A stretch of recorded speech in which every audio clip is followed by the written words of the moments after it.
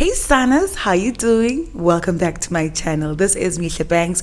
I'm still trying to figure out if that is going to be the opening phrase for this channel. Hey Sanas. I don't know. I kind of like it. Some days I don't. We're going to see how this goes. Today is my birthday and I'm turning 28 years old. I know I'm getting to that age where we don't tell how old we are anymore. And ladies, you know, you buy secret. I'm forever 25.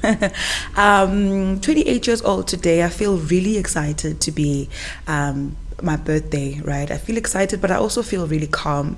I don't feel like making a lot of noise, which is very interesting because last night when I was on the show with my colleagues, Sapta and Yenzo, I've been talking about my birthday so much. Now that the day is here, and that's like, I just want to be calm. I want to just have my day, getting messages, getting calls from those people that know. Those that don't know, I don't know. And what is it about me? Detoxic. Anyways, I'm turning 28 years old. So what I'm going to do for this particular video, we're going to talk about some of the big life lessons I've learned throughout my 28 years of life, right? I just want to journal this down and put this on record so that one day maybe my daughter can watch this, or any other young kid that is like struggling through their 20s can like watch this video. Or if you are in your 20s or even older, you can reflect back and be like, yo, how's it going, eh? Or am I the only one going through some things? You know, I'm going to try and be as honest as possible. I'm going to talk being a mother. Yeah, I'm a mom. I'm going to talk work. I'm going to talk being a daughter. I'm going to talk friendships, and just some of the really big lessons, God and praying and all these things that you kind of leave your home when you're 18, 19, 20, however old you were. I was 18 years old, 19 years old when I went to varsity and stopped living in Kaya. So I've been really doing life by myself for a while now. So I've got quite a few lessons under my belt just about life in general. I'm going to start this video with me just doing a bit of my makeup. It's my birthday, right? So I can't just leave the house ingati it's any other day. Not get birthday kaloko. No ways. So I'm just gonna do very light edges, very light makeup, which is pretty much my style in general. So yeah, let's go for it. So the very first lesson that I've learned in my 28 years of life is number one: pray about everything. Like, I'm not even kidding.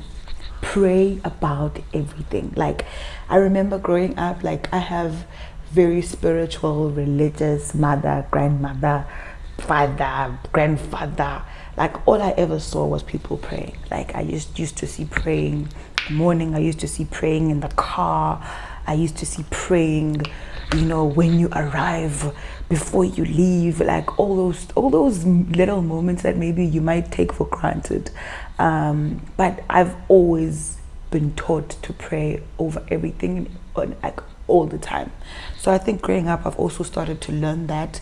I learned this lesson, and I started to realize that, you know, there's so much happening in this world, and the only control we have is just to give it to our God, you know, give it to God.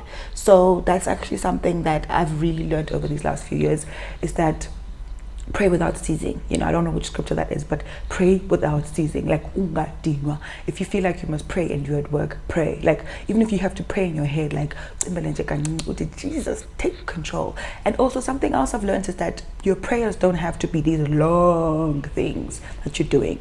You can be in that moment as you're about to walk into that presentation. And I do this every single time for any presentation at work or anything. I just say a prayer. I'm like, God, be with me in this. God, come with me as we're about to get into this adventure or go into whatever we're going into. So pray without ceasing. There's also a song by Elevation Church called Talking to Jesus, right? And it talks about how the son used to see his mom, his grandmother talking to Jesus. He used to see his dad talking to Jesus. And that's pretty much what I've grown up in. I've grown up watching so many people just constantly talk to Jesus. Like, so I talk to Jesus. Just talk to Jesus. Like, simplify it. It doesn't have to be so long, or it doesn't have to sound like tedious or anything. It just sounds like talking to Jesus, because you're going, guys. And if you do not have your bestie in your corner, then I don't know. I mean, I'm not perfect at it. Like, there are times where I feel like I'm not praying as much as I should, but I know that when it's time to pray, it's time to pray. Got that? Lesson number 2 that I've learned over the last 28 years is you don't need to tell everyone everything. And that's it. You don't even have to tell your best friends everything. And that's it. Like, I've reached a point in my life where, okay, fine, if my friend doesn't tell me something, okay, John, it's fine. Like, don't worry about it. Whereas, remember, there was a time growing up and we'd be like, yo, I can't tell langa. Who are you this? What's happening in your life? Did you get this job? Did you get this what? No, guys, no. We're allowed to prioritize our lives. And in doing so, you're allowed to, like, not tell people everything. Like, and it's not a personal thing, hey? Like, it's not a personal thing. And I don't know, which way do these things usually go? Do they go, okay, let's try it like that.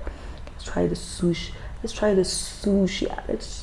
Let's make them bonagale shame. Because what I usually do is I just tuck them in with gel. But today maybe I want them to veluma. No, okay, fine. Anyways, that's one of the things I've learned, is that you really don't have to tell everyone anything, and it takes nothing off of you and your relationship with that person, that everything. Like, you don't have to. Like, I can tell my mom everything because my mom is my person.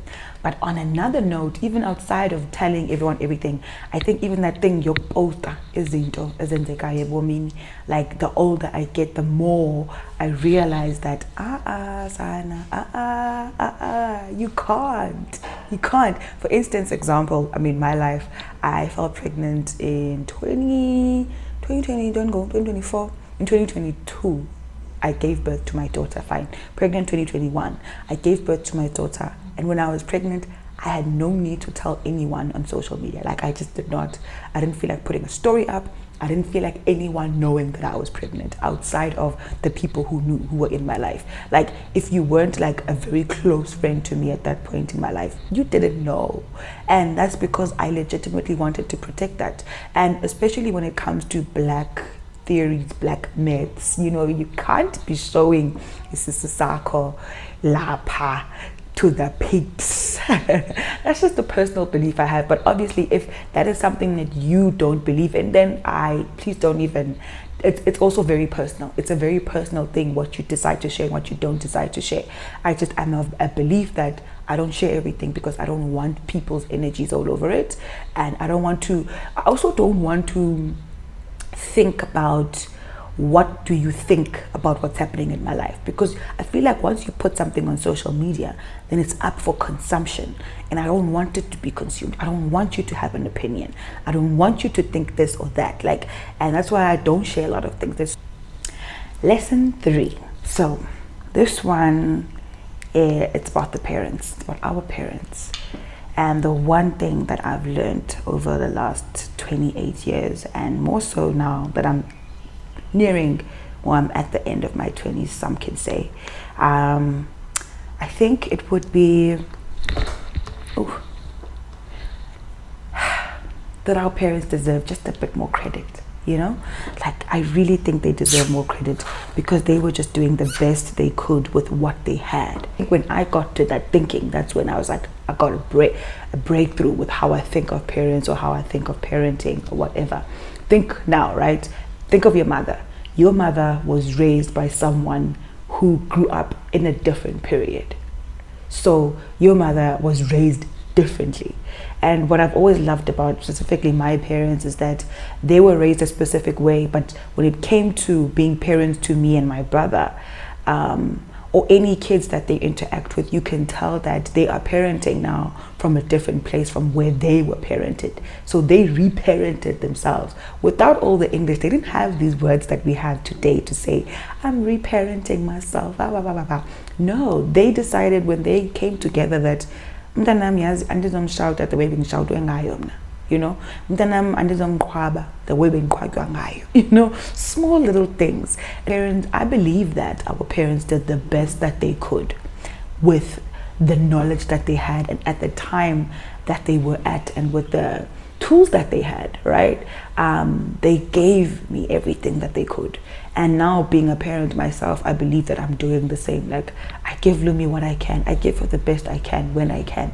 I give her my best, my personal best. I'm sorry, sometimes Lumza, it's not the best, but like, it is my personal best. And I hope that one day when she watches this video, she knows that mommy did her best. Like, mommy tried. Mommy got her everything that I could get her. She spent all the time that I could spend with her. She played all the games that she could play with her. Keyword here is could. Oh, what I've learned about friendship. Oh, oof. There's so many things I can say about this, about what friendship has taught me in general. But what the main one I just want to look at today is that friendships, or great friendships, are always the ones that you water. Like, if you water your friendship right, you're going to get the flower that you want out of your friendship. You're going to get the results.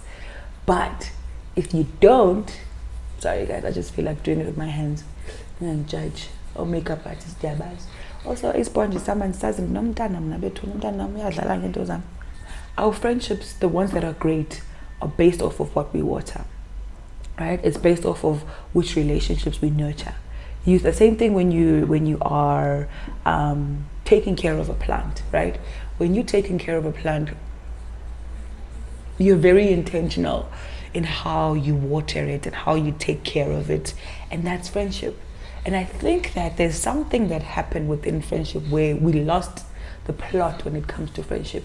Like, you would say, or when you get into a romantic relationship, you'd end up neglecting your friends, which happens, ne? But I think that is where the mistakes really are. Jolo is where you end up losing yourself and then you get disconnected from your friends. And I'm not saying that you should not take that time to really focus your energy on something new in your life. You should, but it shouldn't be so bad that your friends now start to like text you like, but we all do it because we fall victim to the new. When something is new, it feels good, and then your friends, they get old and then you neglect them, and we neglect them. I've been a victim of this. I've neglected friends and I've been neglected because of Jolo or things like that. So yeah, I think that that's the one thing that I've learned about friendship, is that the friendships that we water are the ones that we will see like really blooming and blossoming. And that's why we find that some friendships bloom more than others, like because like that's point blank period, and that's okay, you know. And it sometimes hurts when you realize that I'm the only one watering in the situation, but life in life be like that sometimes. So lesson number 5 actually pertains to this little human over here. Say hey, Lumi Bug. Hey. Hello. Okay, good. So lesson number 5. This is gonna be a bit random, but I learned that childbirth is horrible. I learned that childbirth is horrible. I'm not sure if I'll ever be making content about my delivery story. I don't think anyone needs that kind of horror in their lives. Oh yeah, mommy should do this, yes. So I don't know if anyone ever needs to hear that horrible story. It's great because we ended up with her, but guys, I get the things we go through. And that's what I learned. I learned that what women go through is crazy. Like, it is actually really, really, really crazy what women go through. Like voluntarily when in hours and hours of labor. Some people are blessed with short labors. Bless their hearts, bless them, but abanye bethu have had to work very hard to give birth to people. So yeah, that's what I've learned. I've learned that childbirth is not what they show us in movies. It is not you just going into labor and then the next you are pushing. No, some people don't have that privilege. Lumi. So I've learned that some people don't have that privilege. Sometimes you go into labor and you stay there for a while. That's all I've learned. That's all I'm going to say about that. I think I'll do more mommy related content later, but that's what I have to say about motherhood. You just don't know that until you know it. You don't know that until you're a mom and you become a mom for the first time, and then you try to push out a baby, and then you're traumatized for years. I'm still traumatized. I don't know if you can see, but I'm gonna be alright.